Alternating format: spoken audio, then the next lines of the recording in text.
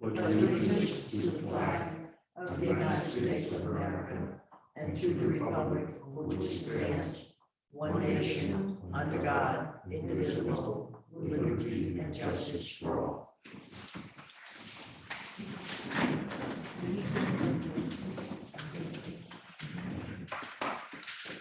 We have minutes to approve.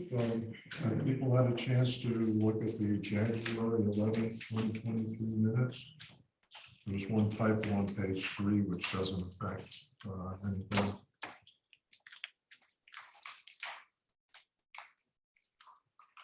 Make a motion to approve this minutes as printed. Second. All in favor? Aye. December 21st of 2022 minutes. I didn't see any corrections in it. They were fine. I'll make a motion to approve them as they're printed. Second that. All in favor? Aye. And January 18th of 2023, they look fine. Make a motion to approve those minutes as they are printed. Do I have a second? Second. All in favor? Aye. Thank you. We've already looked at the Southampton Town Police Department monthly report. And that's something, some lightning came down the second new. Okay. And then we have a letter from Bill Sweeney and Viola White about number 80 Town Line Road. I believe they're on Zoom with us. Would you like to address us? Have something to add to the correspondence? Bill, you are on mute, so if you could unmute yourself. Yes, there we go. Thank you. Thank you very much. Yes, oh my goodness, I'm so glad we finally got in touch. We just need to be sure what it is we need to do. We've agreed that the fence that's there, that's been there since the 1930s, but we'll definitely have it removed, and there's a rose bush attached to it, and there's hydrangea, privet and stuff like that that's around there, and we'll have all of that removed. The thing we need that we're hoping to come to an agreement with you all is about the berm. I saw the map that was sent, and that implies cutting the berm in half, and it won't stand then. A berm is it's originally it's dirt, and then there's over the years it's got roots and things growing in it from the planted trees on top, and that's what holds it together. It's like the grass on the berms at the beach. If it's without that, it would be washed away by now. We'd like to be as reasonable as we can. We want to be good community members, but if we cut it in half, the other half will fall down. And I assume actually that. Bill, I'm sorry, you just went mute. Could you unmute yourself? Sorry. Yeah, I'm sorry. Yeah, it's if we cut it in half, since it's rounded, I assume that the half that would be left there would simply fall down into the place where the other half of it was. I'm pretty sure that we can take off some amount of the front of it and put some kind of support along there, either wood, I guess, that would support it so that it wouldn't fall down. But I'm sure that half of it will, because that would cut down all of the roots of the trees above. So what we're hoping is that there's a chance that we could take, 2 feet off of it and support that with some kind of thing. Otherwise, it just seems that that not only the taking of of half of it down would be an expense, but then seemingly the other half of it would fall down, and then that would be not on our land even. And anyway, we're hoping that we could come to some kind of a Compromise. a compromise with the berm, because it's Yeah, I think your estimation of the situation is pretty accurate. The shrubbery appears to be, the line of shrubs that you refer to appear to be right on the property line, and if you cut part of the berm away, they're gonna fall. The roadie took some pictures of the situation, just so we have something to refer to. I've actually been there a number of times to look at it. I realize this is kind of an uncomfortable thing, that it's not really something you just put there. It's been there for ages, and probably has nothing to do with you. You simply happen to be the people owning it. Oh, Now, no, actually, that's not true. I lived on that fence when I was a 2-year-old. We've had that fence has been there since the 50s, and the berm was something that we put up. One thing it occurred to me to mention incidentally too is the way the bushes are grown out towards the street, perfectly willing to cut down the branches, so that you wouldn't have this rounded shape of the trees. The cutting the outside limbs of the tree would not kill it. In which case, if it doesn't kill it, then it doesn't make the berm fall, and we would consider that actually part of the Responsibility. yeah. That is also, I'm when I say to cut some of that rounded part at the bottom there off and support it, I would absolutely include cutting up and so that those trees are not, nobody's going to run into them or something if they were running along, I guess. It's that centerpiece. It's the part where the roots are going to be, that I'm trying to see if we can figure out a way to save it. right. Well, let me give you a little bit of history. A couple of years ago, as far as I can tell, a group of residents in the village petitioned the board about getting better access to the beach at the end of Town Line Road. And the previous mayor and board investigated various possibilities. When I came into office 7 months ago, I was given a plan for 50 parking spaces all along that street from the previous mayor had worked up. I thought maybe people would want a sidewalk there, and that was kind of rebuffed. And actually, the people who were looking for better access didn't want a sidewalk. Finally, after a number of hearings, we ended up deciding that we simply needed to clear the community-owned property of all encroachments and simply have a nice swath of lawn that would be available for people to walk to the beach, and also be a span that emergency vehicles. I think you're probably aware that the people parking on the East Hampton side of the road obstruct traffic to a great deal. Sure. And at times, it would be handed for emergency vehicles to be able to creep over onto the grass and get around some of the traffic that's out there and the pedestrians.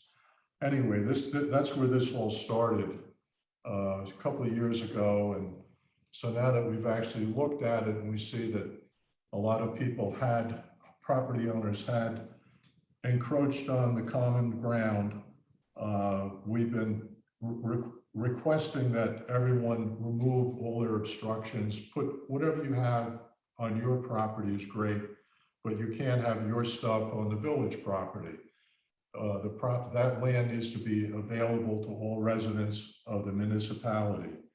And generally, I think we have only a very few properties which haven't responded to that request. Yours is one of them. The thought of, I guess, putting up a retaining wall on the property line, I'm not sure if that's would work. And I think you'd find it's pretty expensive. I believe the village would be, well, the berm that you have now, you could not put up now. We don't allow that type of thing. But I believe the village would allow you, since it's a pre-existing berm, to move it back. And you could relocate your shrubs a little bit farther back. And that way you could maintain the berm and the shrubbery and allow the rest of the community. You know, there's 700 something, I forget the exact number, 700 something houses in the village. And all these right-of-ways are common ground. And we have a lot of other places with obstructions, which is, I guess, eventually we'll have to deal with, have people recognize that they can't so-called trespass on common ground. But I think you'll find that putting a retaining wall there within your property might be pretty expensive. It might not work. Are those trees coming out of the berm or bushes? Well, they're big bushes. Yeah. They're just they've never been cut. And incidentally, we put boards up against the bottom of the berm on the other side to hold it. And if we could compromise on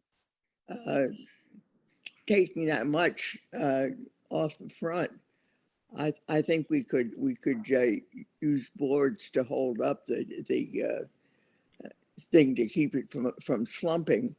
The evergreen euonymus has grown enormously, and as Bill says, we can cut that back, and that would not be a problem. But it's just a question of not killing the baby by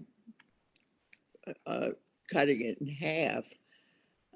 If we could instead have a few inches more, so that we could retain the berm without. If it comes down, my bathroom and bedroom are right there on the other side, and it'd be terribly. Won't say inconvenient. It could be bad. What's on the other side of the berm on your property? A driveway? Yes. Yeah. And what is the purpose of the berm? What? I beg pardon? What is the purpose of the berm? Of course, it's like a hill. Shields you from the street? Yeah. Yeah.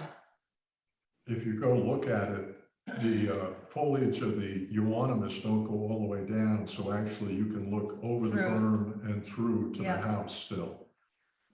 That's the problem with planting on top of a berm. It should really be planted behind it, and then the earth and the lower branches, which eventually drop out, would be shielded by the berm. I think you might be having to take the whole berm and the big bushes out and plant something that grows tall alongside your driveway.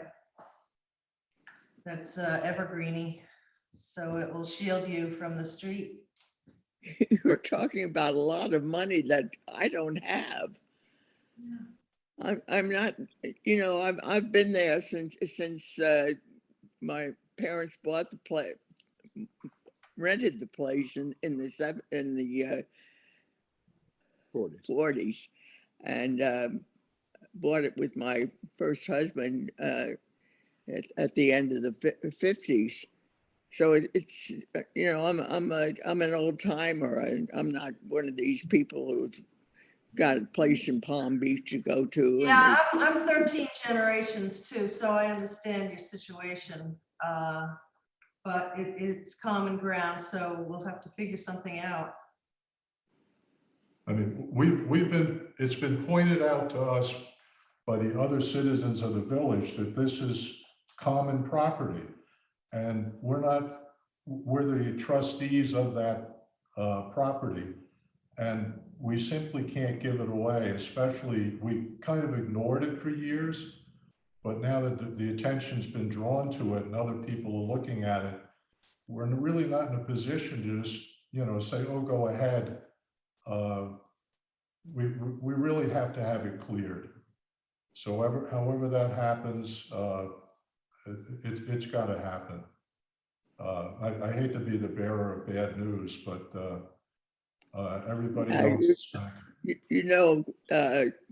In May I'll be 100 years old. This is my home. This is not a place that is just nothing to me. It's where I've lived, and what you're doing is making my last years miserable. As You're I not said, taking your home away. when you talk about taking all that stuff down, it's going to cost a lot of money. It's not money that I have to throw around thoughtlessly. I don't understand why we can't keep the baby in whole instead of cutting it in half that way. I'm not asking for acres and acres. I'm only asking for a foot or so, if it's that. And it was my understanding that when the farmer put up the fence, that was the line of the land. It was never as back as you're saying it was. I appreciate your position, but it's something we cannot grant. So Would a stone wall work? Is it back far enough to put a stone wall up? I think the shrubbery Trucks have to come down too? is right on the line. So, Yeah, once you disturb it, it's going to be a problem. yeah, it all has to come down. Bill, you're the nursery guy here. To take these bushes and move them forward, take the berm out. Move backward. Yeah, backward onto the property, as opposed to trimming the berm, trimming the bush. Is that a comparable cost? In this day and age, I don't You know. don't know? Yeah, Okay. I don't know. It may be somebody like Martyr would buy those euonymus. Well, we're trying to save them and move them. That's where my They're looking was always going for- with that. Big stuff. Sure. Yeah. They might be saleable. Probably that'd be the best bet. Try to sell them and then put something small that grows tall. Right. Yeah, next to the replace driveway. them with, those euonymus, they grow a lot, grow fast. And they're fortunate the deer haven't eaten those. But I think it's because they're so big and up so high. But they certainly look healthy. Right. You might try calling Martyrs or Whitmore's. They may be interested in buying those as they are, and then cutting the berm back and putting nice new shrubs in there. They may even give you the shrubs to replace it. I'm not saying they will, but that's been done before. Something to look into. I don't understand what they're saying. They're suggesting that we could sell it. Well, it doesn't look as though anybody's going to be charitable about it. Well, I think we're kind of at the end of this, and I appreciate your position, but we can't give you what you're requesting. So these large landscape companies do buy shrubbery. They have customers who want huge stuff, huge plants, and they may just have value. And you might not have to bear a huge cost to get things taken care of. Anyway, thank you for appearing on today. And I'm sorry I can't give you what you want. Well, Okay, sorry. that's it.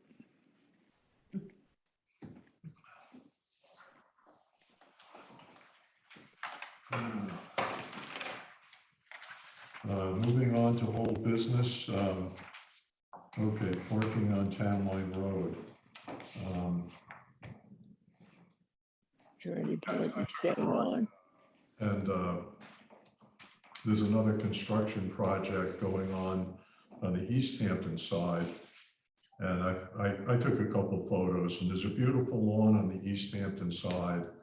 And there were several vehicles parked on our side. Is this south of Parsonage, north of Parsonage? South, South of Parsonage. yeah, okay. south of Parsonage. I forget who the builder is. And there were vehicles parked in the mud puddles that they've created on our side. Anyway, I mean, that's the reason I think we ought to prohibit parking, because they have plenty of room to park on their own side and then clean up their mess instead of leaving something that someday we're going to have to deal with. Anyway, that's what this is all about. Do we need to discuss it anymore? Well, we need to adopt that. Yeah, If you but I want, mean, I've got the resolution in your packet. yeah, So I actually got 2 emails, one of a residence, 2 residents on Town Line. One was John Crane and the other one was DeAndrea, both supporting this no oh, parking. good, somebody noticed. Mhm. Mr. Crane actually is on the meeting. Hi, I, John.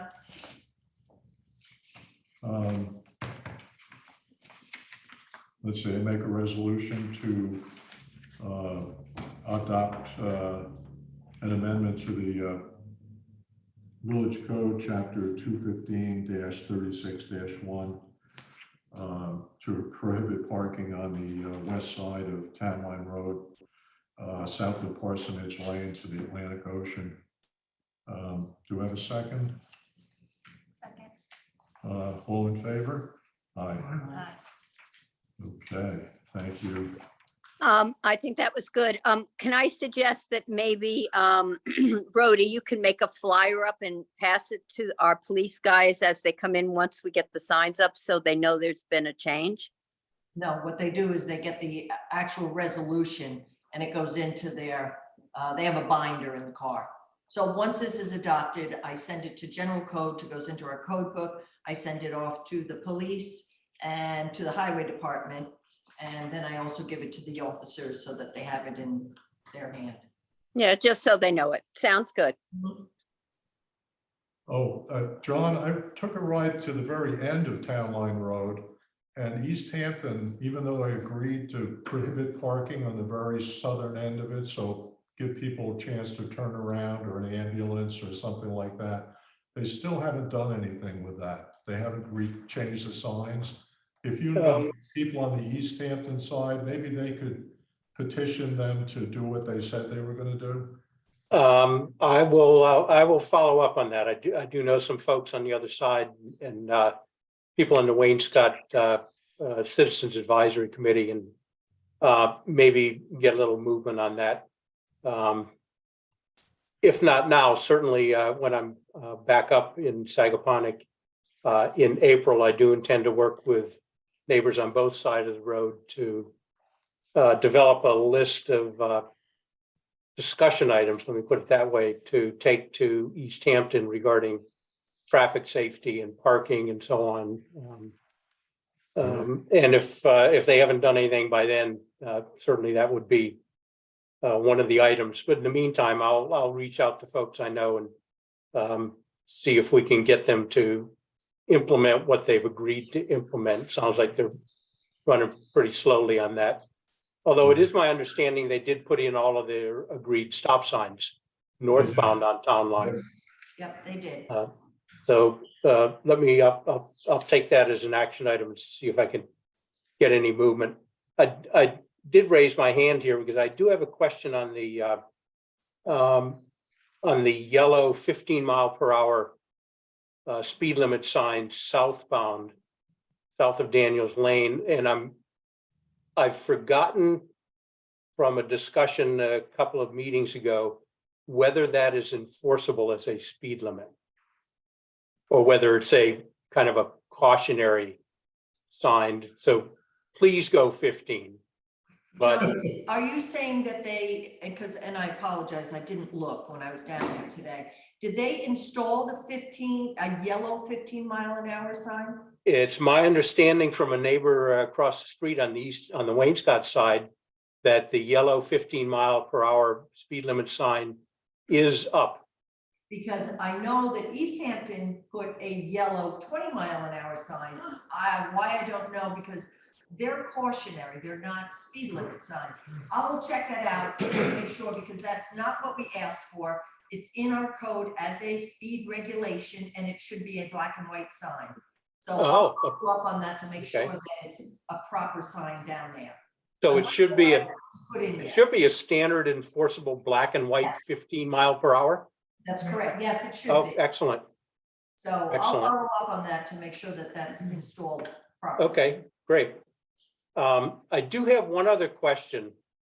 And it's specific to landscapers, I guess, contractors in general, but it's the landscapers with the larger trucks and the trailers who service properties on both sides of Town Line Road, south of Daniels Lane. And last summer, there's a consensus developed amongst the neighbors, as I understand it, kind of second or third hand, that all the landscaping trucks, whether they're servicing all of our smaller properties on the Sagaponic side or the larger properties on the Wainscott side, if they cannot get off the road onto the property and pull into a larger driveway or turnaround area, which they can do on some of the East Hampton properties, but not all. The consensus was it would be safer if they all parked on our side of the street. Otherwise, traffic going up and down to the beach would have to kind of run a slalom. My landscaper might be parked on my side, and a neighbor's landscaper is parked on the East Hampton side, and then there's another one parked on our side. So you don't get a clear sight line, and you're weaving back and forth to get up and down the road. So I'm wondering what the rules are for vehicles such as that who are providing service to those of us with the smaller properties on our side, where they have to park, but they can't park on premises. Let me put it that way. Is there a rule? Are they allowed to park on the street? How are they supposed to do this? We just passed local law today. Yeah, we just passed, we eliminated the parking on the west side between Parsonage and its terminus at the Atlantic Ocean. So there's not going to be any more parking of those vehicles on our side.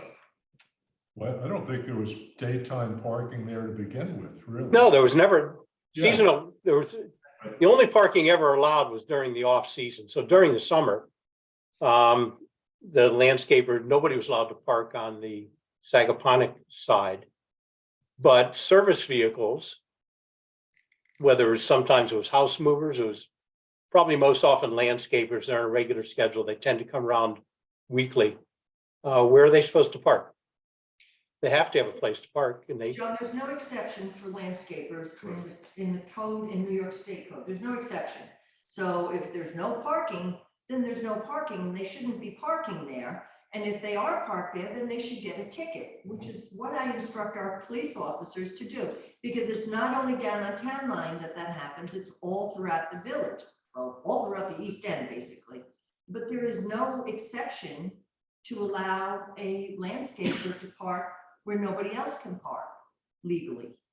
So they are encouraged to go in the driveways of their client.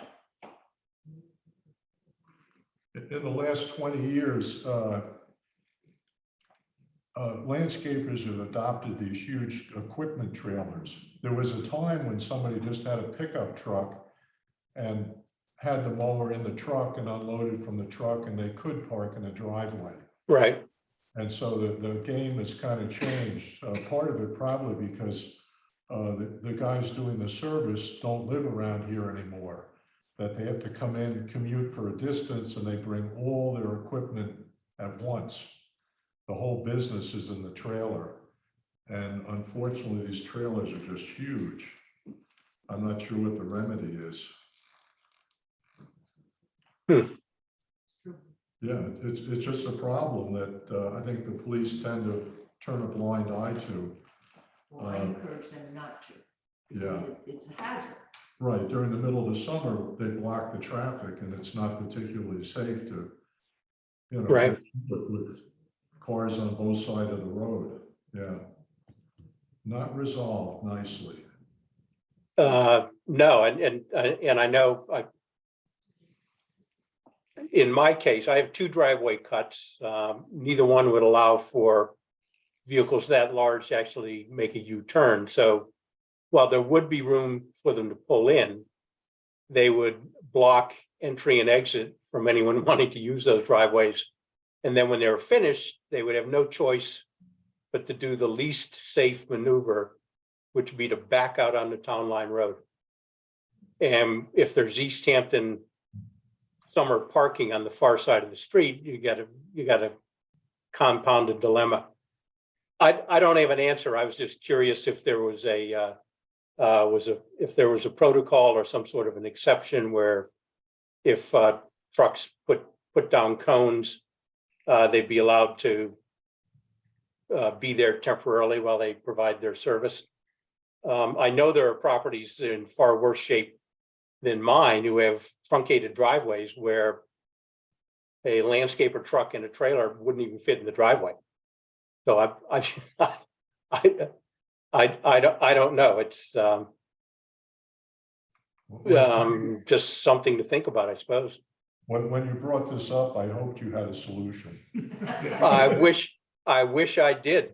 I mean, I will warn my landscaper that with this change, his vehicles are going to be subject to ticketing, and we'll see. And if he has to, as inconvenient as it is, if he does have room to pull into either one of my driveway cuts, but then it'll have to be a multiple person crew. Most of them are, I suppose, because he's going to have somebody out in the street to assure safe exit. Right. I don't know what the answers are. Work on it. Put that on your list, John. Let me ask you, it's kind of a related question, and it would not be an elegant solution, but one of the recent changes to V&T was to permit parking on the north side of Daniels Lane in the final 400 feet west of Town Line Road. Would a landscaping vehicle be permitted to park there and then drive their lawnmowers down that stretch toward the beach to come onto the properties? That sounds like a much safer alternative. Yeah. I mean, I would think that would be the way to go. Yeah. What about the people that are parking to go to the beach in the same area? Well, yeah, that's got to be filled. Well, I'm just talking about Yeah, right. moving people, Yeah. Mr. Crane, that Oh, the yeah, point, I would our assume like, point was to allow people access to the Town Line Road Beach by allowing parking there. oh, I understand that was the motivation, but I assume like any legal parking, first come, first served. Right. If they were there early in the morning, say your property was serviced at 8 o'clock, no one's going to the beach at 8 o'clock. You wouldn't have people parking there. Right. So that would be probably the way to address it, is where they would start off early in the morning. Yeah. The parking spaces were taken. Yeah, but then Oh. that area is by Southampton okay. Town permit only. And it's for Yeah. beach access. They Beach get, access. you'll get a sticker, They, whatever. they have. They a- can Right. park on Wainscott Main Street where the big field is, the tree Right. field, Yeah. and drive down. Let's move on. Okay. Thank you. Thank you. Thanks, John. We got the three local laws from our hearing. The first one, local law number 1 of 2023, which codified the way the height of a structure is measured. Anyway, we had a hearing and nobody spoke against it.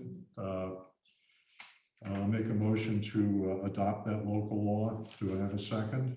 Second. All in favor? Aye. Local law number 2 of 2023. That was, codifying our following the exemptions as dictated by the state. Instead of updating them every time the state changes, we simply are saying that when the state changes their exemption for voluntary fire department members and ambulance service members, that we automatically will adopt that. That's local law number 2. I'll make a motion to adopt that. Second. All in favor? Aye. And the last one is, that the exemption from floor area regulations on pergolas is for the first 300 feet cumulatively on a property. So I'll make a motion to adopt that local law number 3. Second. All in favor? Aye. Thank you. Okay. I stuck on my list the Christmas tree at the cemetery. Thank you, Bill. The height of it, 16 to 18 feet. Do we want to start out with something? 16 to 18 feet, that's, well, I think he was, that they have those available. Yeah, And you want to get somewhere, something that would show up. I told him we wanted something that we could, that can be decorated. yeah. So, Yeah. Where is he? Just. I'm just jumping back to an earlier, yeah. And for some reason, I penciled it in my agenda, but you didn't get it. Okay. Yeah. Neither did I, Carrie, so don't feel left out. I figured before I forgot. Okay. No, it's more of an aesthetic thing, and also what it takes for the first few years to decorate it, and if it keeps growing. Well, he could go smaller. Yeah, okay, I mean, the price sounded great. I mean, Yeah, that it's a sounded good price. Very Yeah, it's a good reasonable. price. So I need to be brought up to speed on this. Phil reported that his son working. They were gonna get bids on tree replacement. New Christmas tree. Christmas tree. Yeah, okay, And so now that- you're saying it's And 16 that's to got a 18 couple of feet? Norway spruces, or several of them, that he would say would be less apt to have disease than the spruce, than the Colorado blue spruce, Yeah, which is what's there. and we're saying it's too tall? Oh, no, I was just wondering, because I think the last tree started off pretty small. Yeah, it did. It's And pretty quickly it got to where they Yeah, needed, they it was a grow lot of pretty work to get the good lights on. sagaponic soil. And- We do have enough lights in storage at the Foster Farm. Initially, obviously, some occasionally strands need replacing, but initially, what we would probably have to do for 16 to 18 feet, because Lee and I discussed as it got bigger and it wasn't as easy to do from the ground level to go around like we did this year, very simply. We would have to budget someone to assist us with a lift to do that. When you're ready to work on the budget, late March, whatever, I can try to get that estimate, what it would cost us to get the help to do that height. I just didn't know if we had a smaller alternative, at least for a few years, Yeah, we wouldn't have to get the lift. well, It seemed to go prior- pretty prior to me coming on the screen, I didn't realize it was going to be 16 to 18 feet, the estimate either. So I mean, I think the price is tremendous and you can see so far down the street, a bigger tree might look nice, but we just have to budget for some help, physical help to get it up. Get the on the smaller height. tree. You know, we could go tell him we don't want anything bigger than 16, and then Oh, yeah, whatever. he'll, you know, give me anything you No, I know want. they've got a lot of trees. Yeah, they Right. got Do plenty. you want to do it from 12 to 16? Yeah. Well, That sound good? it's gonna be the same price. So, I mean, Yeah. Either way, as time goes on, or as Lee and I joked about our willingness to get on really tall ladders, we would obviously need to get assistance as the tree grew bigger, and we could budget for that. I found that people were very excited about us doing this, so I think it was a great positive direction to go. And you know, maybe 2 years from now, we'd need more help to get up to the top of it, but we can work it out. Well, if you get a pool cleaning thing that telescopes out, I used to do my 40-foot until it got to be 45 feet. Then I couldn't do it. Oh, I didn't know you had this skill. So I didn't know you had that skill, Carrie. So we're going to Oh, have yeah. you. I had it then. I don't have it now. That's no That's problem. serious too. I'm not joking. 18's no problem for you then. No, 18's Well, no. we'll return to this. Bill came in with some information and we'll. Yeah. figure No, out- it's very positive. The price is awesome, and Yeah, it's a great thing to have also a community member who grew up here working with us. If that works out, that's wonderful. very cool. Okay. On the new business, repaving projects. Last week, we didn't approve what we should have approved. Well, what we approved was the survey, Yeah, but then, of course, But- speaking with Jim afterwards, he's like, well, we want to go this way too. So this, these additional numbers here, the 36,500 for Narrow Lane East and the $33,340 for Sag Road includes the design, gets us to a set of specifications to go out to bid. right. So we need to approve those two costs as well. Okay, I'll make a motion to approve those two expenditures for the continued design of the repaving projects. Do I have a second on it? Second. All in favor? Aye. You know, I just looking at all the previous sheet that he gave us, the very rough estimate from the start, which seems to be, he usually tends to go high. He's got enough experience where he doesn't mislead us and take us into something that's going to be a shock. I mean, this is roughly like 15% of the job to get the engineering and the specs and all that stuff. And every time I look at this stuff, I go, God, that's a lot of money. But you deal with government and everything is just ratcheted up. Yeah. I mean, well, you wouldn't have seen it because hopefully it'll be paid for by insurance, but the guy who ran off, knocked down the gate on the end of Gibson Lane. And the guy's coming in to repair that. I mean, the numbers, I'm going, holy cow. But, you know, they have to pay prevailing wage and I don't know what else is involved in it, but. Well, it used to be that it was just a repair to the gate that was there, but the Well, yeah, that's. the gate is yeah. now gone along with the hardware, so we had to replace that. It's not that much, but anyway, I mean, it just, all this stuff is, for a guy hasn't been around government, it just shocks me. Is the insurance pay, is there Will, I a put a claim claim, in? I put a claim in, Okay. Yeah, and probably within the next 3 weeks, that'll get Oh, replaced. okay, good. yeah, all insurance. Yeah, right. Well, I don't know when we're gonna get reimbursed for it, but it should be up and Yeah, 3 weeks, probably 2 years before we get the money back. It's $4,800. Yeah.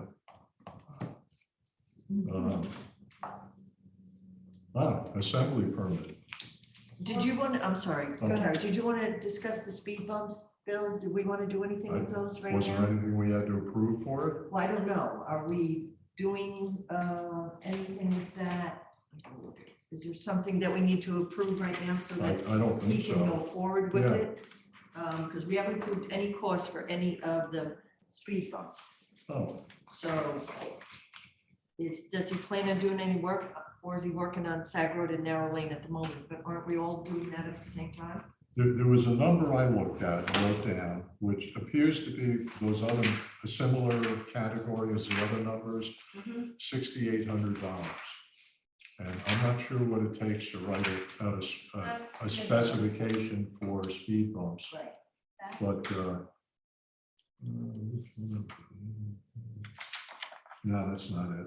No, it's, you're right, it's in your book. Just Yeah, keep going. it's the last one. I So the think. engineering design and the cost, limited workups, field recon, coordination, design, engineering, permit, final estimate is $6,800. Do you Yeah. want to approve that $6,800? Yeah, okay, let's Now, approve it. so Sure. that they can, because our next meeting is March. Yeah, I don't see how it can cost that, but Well, I agree with you, yeah, but you're right, he does Anyway. estimate high, yeah. right. and, I mean, they do bill us for actual time spent on yes, something. that's so, true, that's true. uh, So that okay, way, I'll he make a can, motion to approve that design, whatever that fee Please. it is. Second. All $6,800. in favor?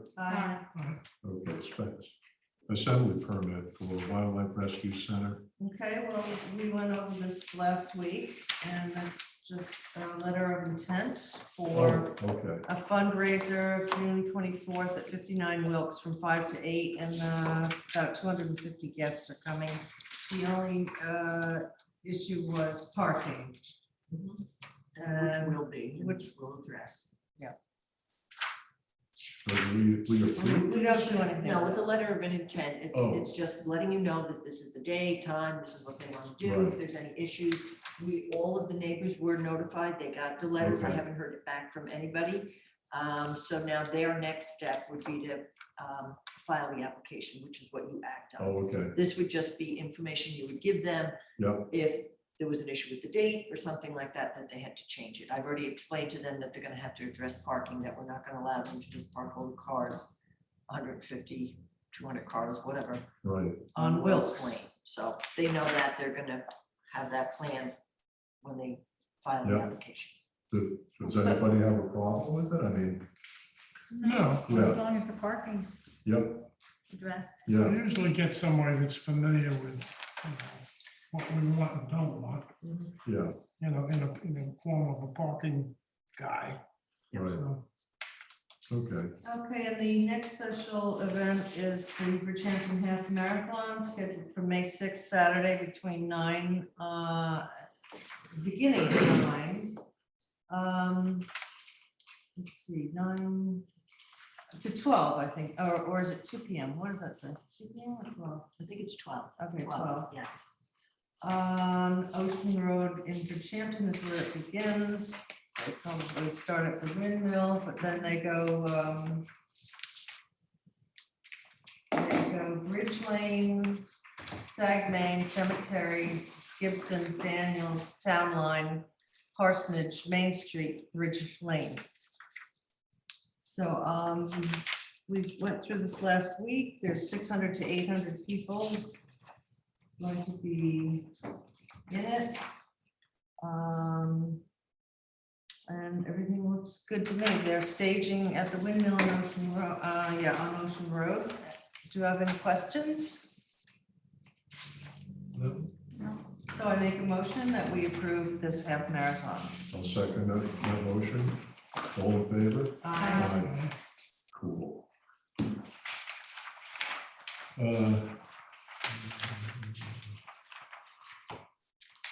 Dog regulations at Gibson Lane. And I apologize, I should have stirred up some people. There are people who want to change, our residents who want to change the regulations there.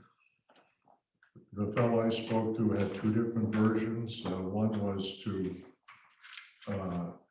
just take the beach back from the town, have a Sagaponic parking sticker, which I told him I didn't see how that would happen anytime quickly because there's a lot of footwork involved in it. And the other option that this guy suggested was to adopt the same regulations they have as the Sag Main Beach. And to me, that sounds reasonable.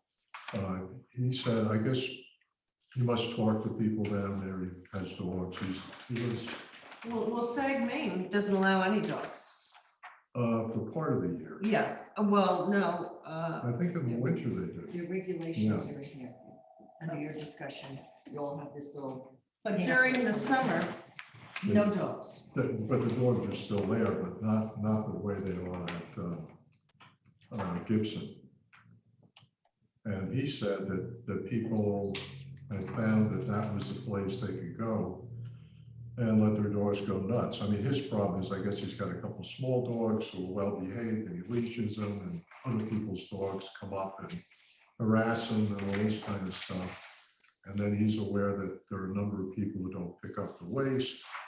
And I'm very aware of that because we walk on the beach quite a bit and there's always droppings everywhere. And he felt that if for the summer there were no dogs there, that would be better than at least you could walk and not be harassed or this or that. And anyway, how do people, I should get him to, and he had said he had neighbors who felt the same way. What do you think? Well, there has been a problem down there. We discussed it a couple years back. I don't think Carrie was on the board at that time. At the beginning of the pandemic, it reached epic levels in the first couple months because we had so many more people out here. Yeah. But I've been knocked to the ground by big dogs, because if they come from behind, you don't know they're there, and they, can knock you over. And a quote usually comments, I think a lot of people, their dogs are on leashes all the time in the city, and their dogs have not they're not responding to their calls to stop, running this way, running that way, getting back. Rhodey, remind me, didn't we have the dog warden or catcher or whatever it's called go down there 2 years ago or 3 summers ago for a while? Yeah, yes, they're supposed to patrol down there, but yes, we had them down there because we had all these issues. It's bad early in the morning, really bad, and it's bad. Complaints Yeah. that they actually got down there like 6 a.m., 7 a.m. with their patrol cars. And as people got out with a smile on their dog's face to go onto the beach, they said, not now. They were, but they were kind of, we were, at the time, I thought we were going according to the way the town wrote their code. No, the towns is a little bit different. In your books, you Yeah, have this- both of them. Ours say that no dog, of course, can run in the village without being muzzled or leashed. That it has any provision to the Atlantic Ocean between the crest of the dune and the water's edge between 9 a.m. and 5 p.m. between May 15th and September 15th. So the dogs are not allowed on Gibson between 9 a.m. and 5 p.m. between May 15th and September 15th. And they have to be on a leash. That's what our rules and regulations say. The town of Southampton, who has, of course, Peters Pond and Sag Main Beach, has dogs are allowed only between October 1st and April 1st. After April 2nd and before September 30th or to September 30th, they don't allow any dogs on their beaches. So they're just not allowed there during that season. So that's when everybody pops over to Gibson. And I think they also have to be on leashes too at all times. In control. Yeah, right here. Yeah. So it doesn't necessarily say they have to be on a leash, it just says. Did they have change to these be- dates recently? No. Oh. That just says it has to be under immediate supervision and control at all times. And animal waste must be removed. Dogs are not allowed within 50 feet of any areas posted for protection of piping plovers. We don't have the piping plover thing in our code.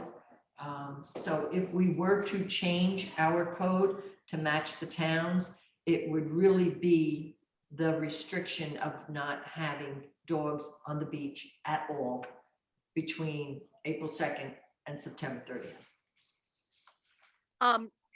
Rhodey, correct me if I'm wrong in my memory bank, but didn't we also discuss that one of the reasons why Gibson got a lot worse was Sag Harbor eliminated a beach or two or something Yeah, it seems to me that there was something down at Havens Beach where that caused us It to does- get you know, problems? I didn't know Right. what, I mean, I still see dogs down there, so I don't know how they're, if it is, and if they are enforcing it, I don't think so, Yeah. but I'm not sure. Well, Yeah, I thought there I was a think- sign down there prohibiting the dogs at Havens Beach the last time I was there, but people ignored it.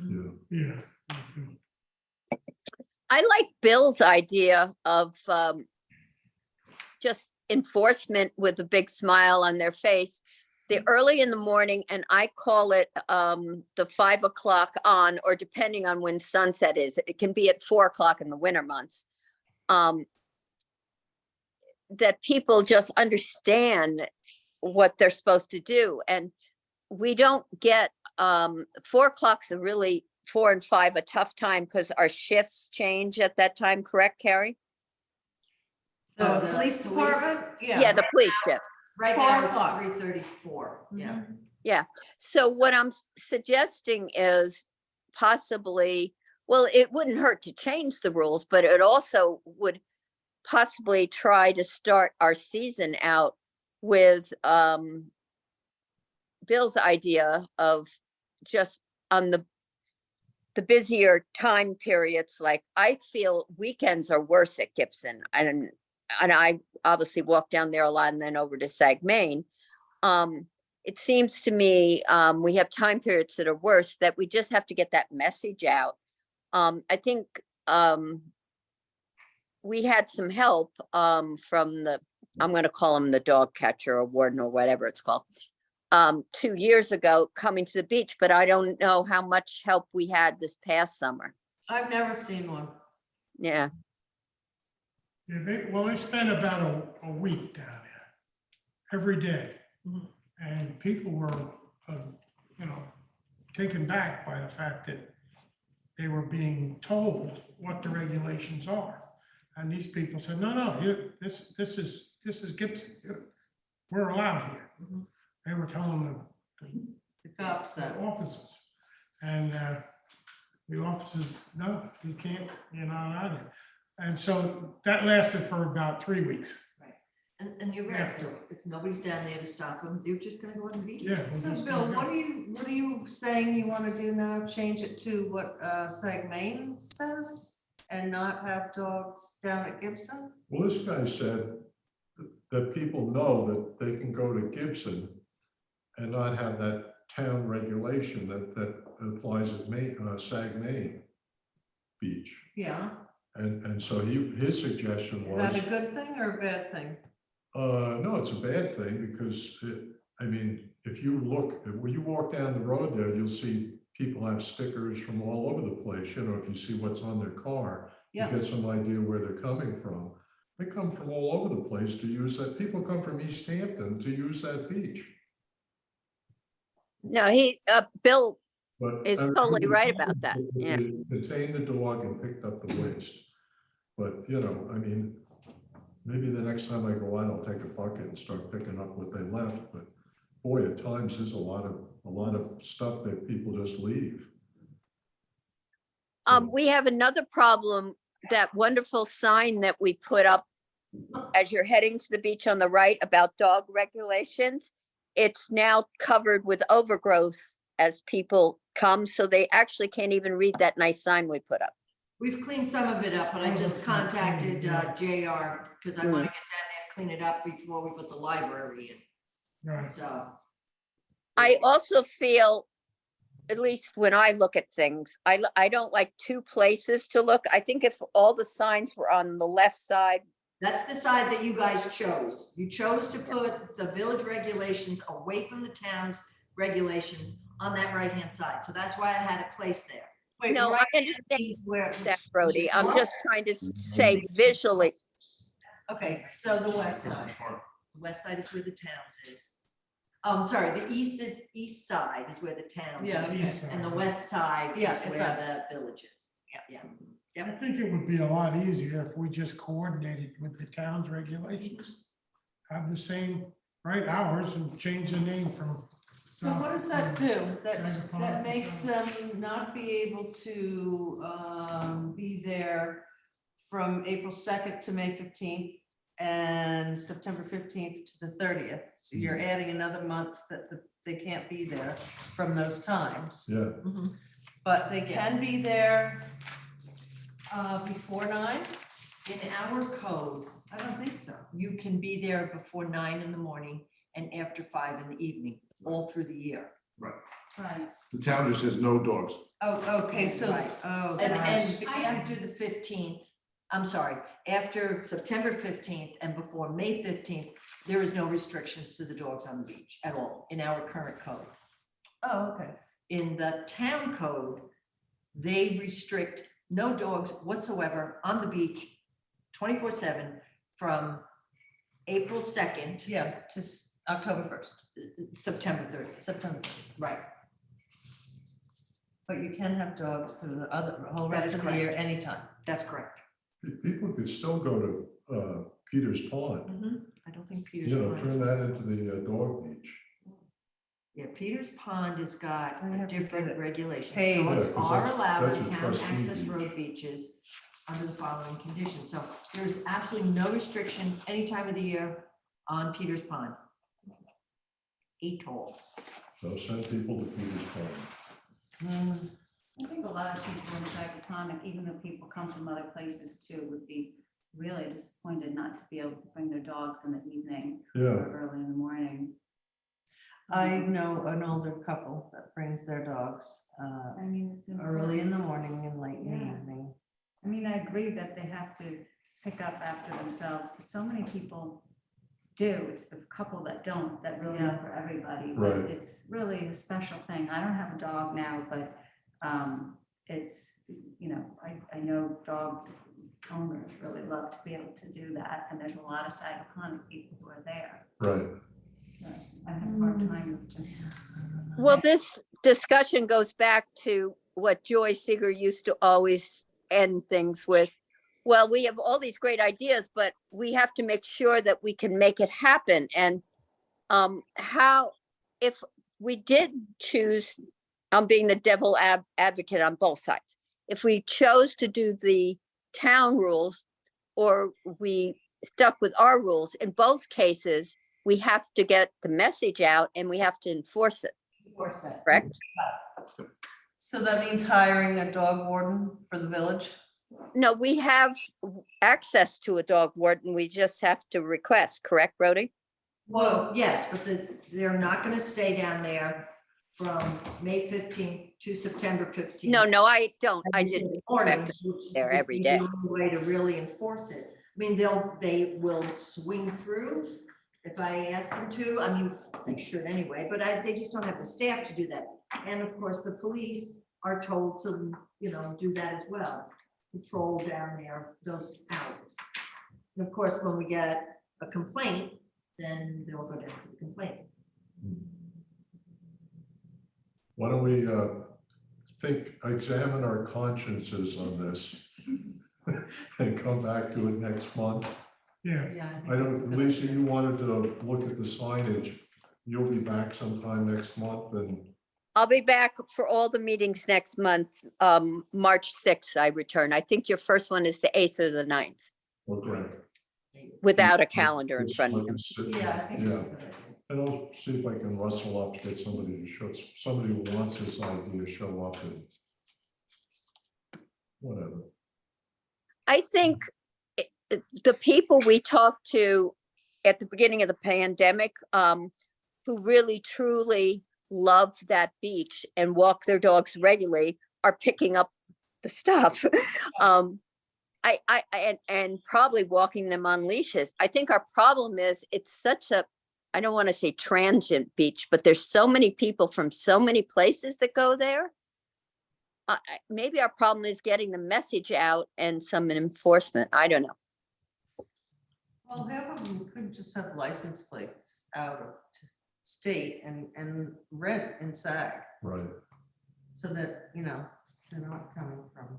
yeah, According to this town, the town regulations, they can't go before, they are allowed there before 9 AM and after 6 PM on Peters Pond Lane.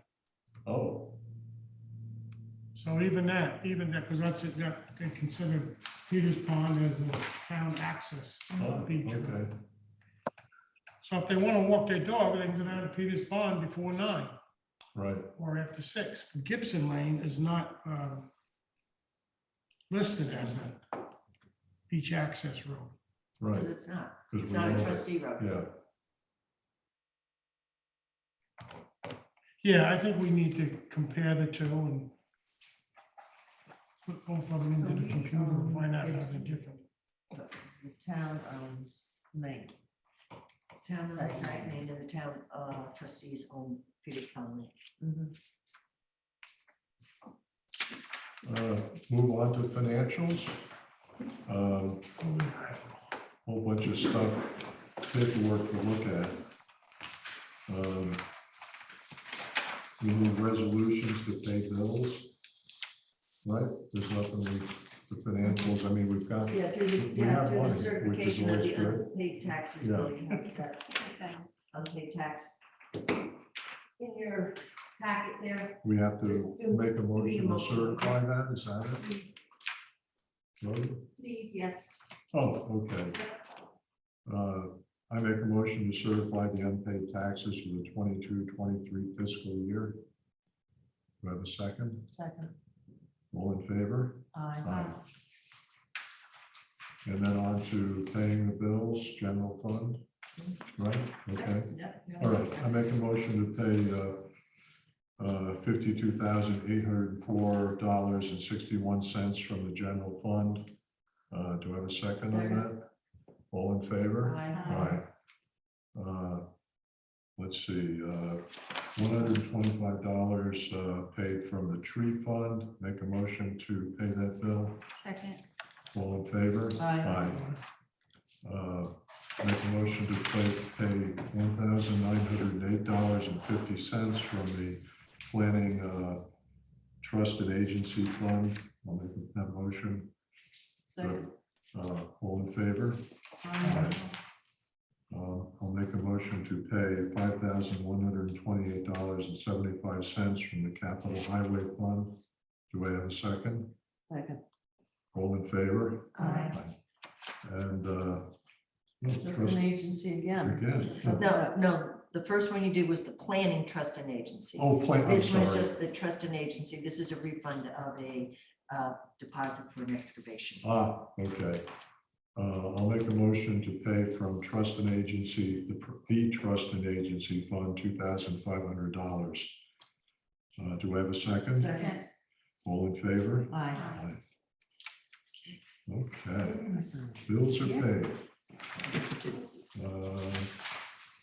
I don't know why I'm doing that. I guess, Lisa, did you have any report on land use or zoning? board? They did have the zoning board meeting. It was the, like I reported last week, the small little white house on Bridge Lane. They're probably going to be coming back to us on planning board because they got their health department permit to, and the health department is locating their septic. That's a very tiny lot. Plus it's in a water area in the front yard. And in order to cover the septic, they're going to probably come to us at some point. Because to cover it with dirt means that the planning board will be involved. They also will be going to Architecture and Historic Review Board on the official agenda. Previously, they've been there for discussion. But basically, the footprint will remain the same. They're lifting the house, moving it forward. The septic that was in the backyard with a cement cover on it above ground, the old septics from years ago, was almost on the line in the back, so that's moving to the front yard. So we'll be hearing about this house, I'd say, via planning and architecture, and maybe back to zoning board, depending on other issues. So, but they're doing a very respectful job to a nice historic structure. So it was a positive meeting. Everyone was very happy. Great. Thank you.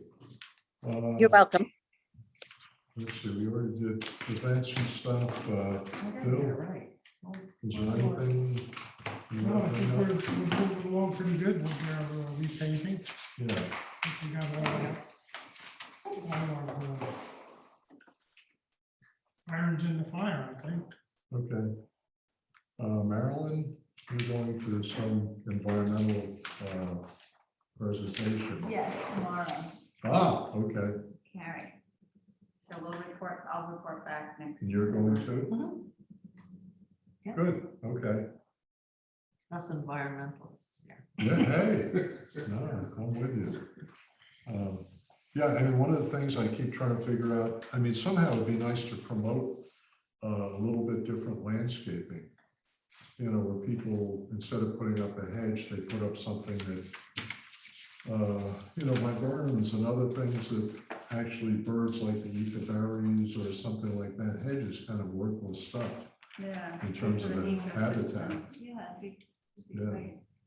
I don't know if we It'd be good could, to have that People like to information. hide behind those pamphlet. hedges. They Yeah. do. yeah, I know, but. A I lot don't of have times, any. just being able to have the information I'm not handy, hiding. a lot of people love birds, Right. but they just really don't know what plants are local or why it's so important to plant local plants. And Yeah. maybe we could have something available to our people. I mean, there are people out promoting that. I mean, Edwina Von Gall shows up every once in a while. She did, I think she was living in the village for a while. She did, she lived on the ocean and she now lives in Springs, but she has this project. Perfect Earth Project. Exactly, Yeah, but I don't know what she's doing these days. I haven't kept up. yeah, And for a while, she was instructing landscapers for Oh. free, which was incredible, to be able to give To that altern- I service. think she was Yes, into for giving them- organic and Giving them things. the alternatives to Yes. to what a they privet want. hedge. Yes, right. yeah. I mean, So, maybe at some point we get some people in and maybe get press coverage or something that, I think that's such a great and idea. somehow the word gets out a little bit to somebody. I mean, I know a lot of landscape designers, whether just canvas them and see if someone to come, it publicizes them, and at the same way, maybe we Yeah. can draw attention to more environmentally conscious. I know Alice was telling me she'd talked with one of the designers, and I guess he was aware about the Town Line Road encroachments and us trying to get it back, and he said that his clients oftentimes will demand that you plant stuff out in the right of way. He said, he tells them, he says, there's your property line. This is, you know, you can't do that. And they don't care. They just want it planted out there, which fortunately they're not working that much in the village, but I mean, I know there are a lot of designers who probably wouldn't mind the publicity of coming in and expounding on Right. natural plantings. Our don't know. ecosystems. I think Architecture, Historic and Review Board would love that support too, because they try to talk Right. to the landscape architects during the meetings, and you're right, they're not being creative. They're creating these walls of privet, you know? They can make a lot of different things that would be very beautiful and open up the areas and help the birds and other animals. Wilkes, 100. New business? So we don't have anybody left to make comments from the floor, right? Everybody's signed out. Right? Yes, no one else is on. No, it's just Lisa. Oh, Yep, nobody else in there. They all left. All right, the next meeting is Wednesday, March 8th, 3 p.m. I guess I'll make a resolution to adjourn the meeting. Have a second? Second. All in favor? When are we going to one meeting a month? That was just a discussion and nobody decided to do it. So maybe we can